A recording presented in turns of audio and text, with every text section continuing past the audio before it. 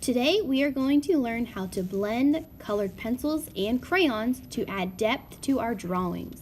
Here I have a drawing of two trees. One is colored with two colors, and I'm going to show you how to blend more than two colors on the other tree to add a little bit of depth. What I'm doing here is I'm starting with my lighter color for my tree trunk.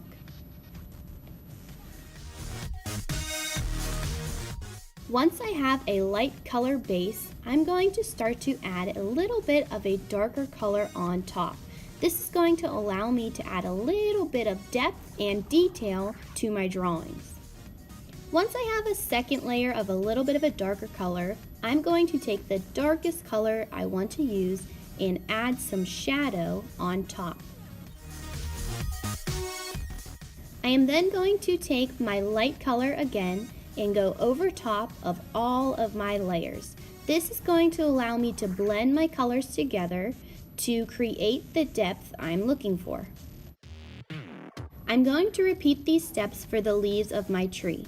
I'm going to start with the lightest color that I want to use, in this case a light green, and I'm going to fill my area with that light green as my lightest base.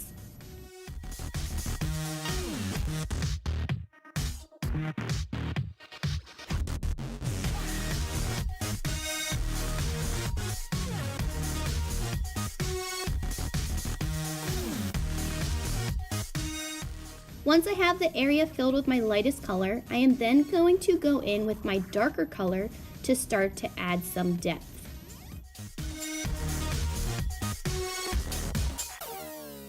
I am only going to add my dark color in areas where I feel there is a shadow in the top of the tree. So I'm going to pick specific areas to add my darker color.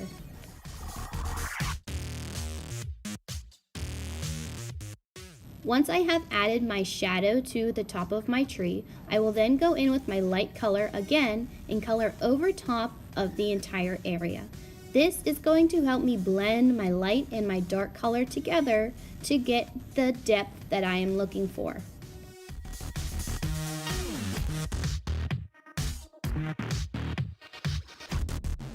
You can also do this process with colored pencil. Anytime you want to add shadow to an object, you want to figure out where your light source is.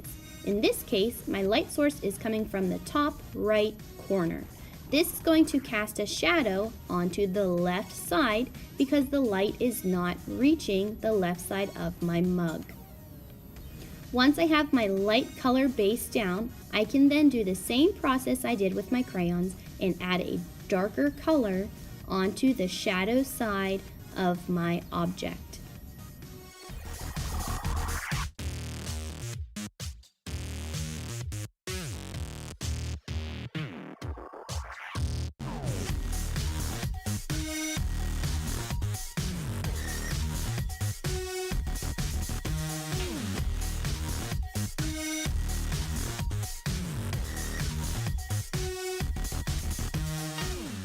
I'm going to add my darker color to any areas where the light does not hit directly. For instance, the inside of my mug and the handle of my mug.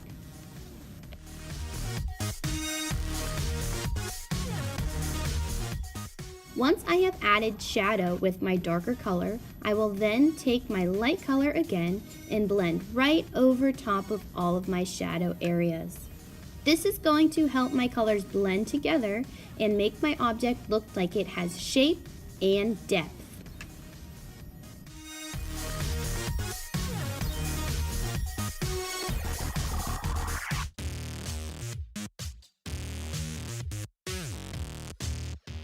Once you are finished adding your shadow and blending your colors together, you can see the difference between the mug on the right and the mug on the left. One looks very flat, and the other looks like it has a little bit more shape, shadow, and depth to it.